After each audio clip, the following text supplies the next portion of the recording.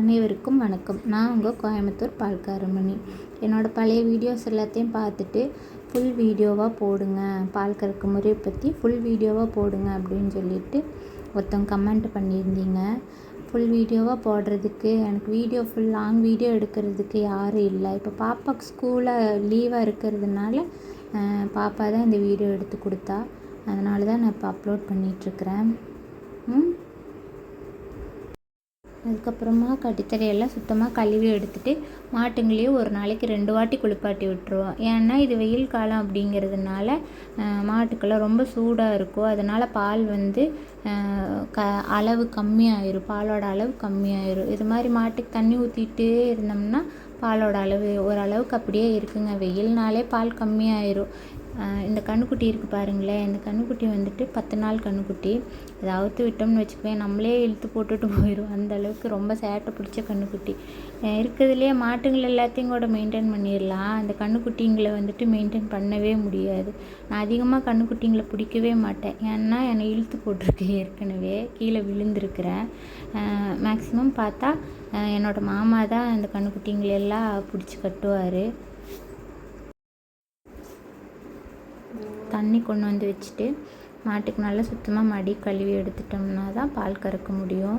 இப்போ வந்து நம்மளே ஃபஸ்ட்டே மடி கழுவுனோம்னா மாடு வந்து விடாது. அதனால் அதை கன்றுக்குட்டியை விட்டுட்டு அதுக்கப்புறமா இப்போ மறுபடியும் மடி சுத்தமாக கழுவி எடுத்துகிட்டு எண்ணெய் போட்டு பால் கறந்தோம்னா தான் கொஞ்சம் ஈஸியாக இருக்கும். சும்மா அதோட காம்பில் போட்டு நம்ம இழுக்க முடியாது.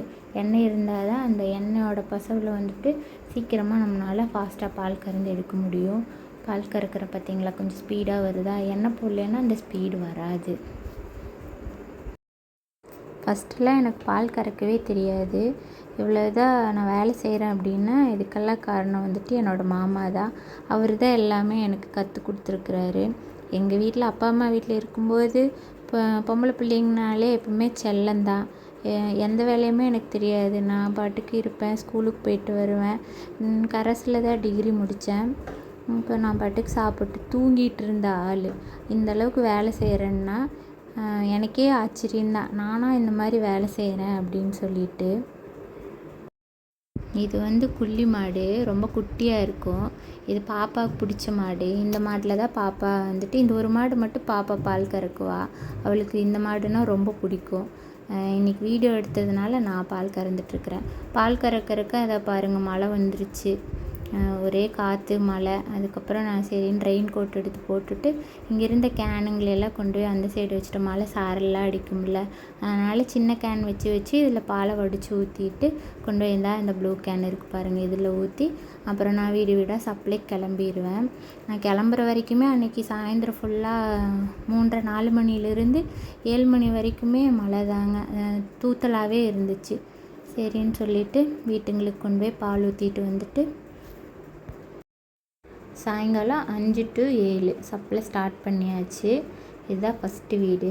கடைசி வீடு எடுக்கிறதுக்கு மழை வந்ததுனால பாப்பா வரல, அதனால் ஃபஸ்ட்டு வீட்டோட ஸ்டாப் பண்ணியாச்சு. கடைசியாக மணி 7 மணிங்கும்போது முடிஞ்சிடும். சரி, இதுதான் நம்மளோட ஃபுல் வீடியோ. என்னோடய வீடியோ இதுதான் ஃபஸ்ட் டைம் பார்க்குறீங்க அப்படின்னா நம்ம சேனலை சப்ஸ்கிரைப் பண்ணுங்கள், லைக் பண்ணுங்கள், கமெண்ட் பண்ணுங்கள். உங்களோட சப்போர்ட் எனக்கு எப்பவுமே தேவை. எனக்கு கொஞ்சம் ஆதரவு கொடுங்க, எங்களோட வீடியோஸ்க்கு ஆதரவு கொடுங்க. உங்களோட வீடியோலாம் ஷேர் பண்ணுங்கள்.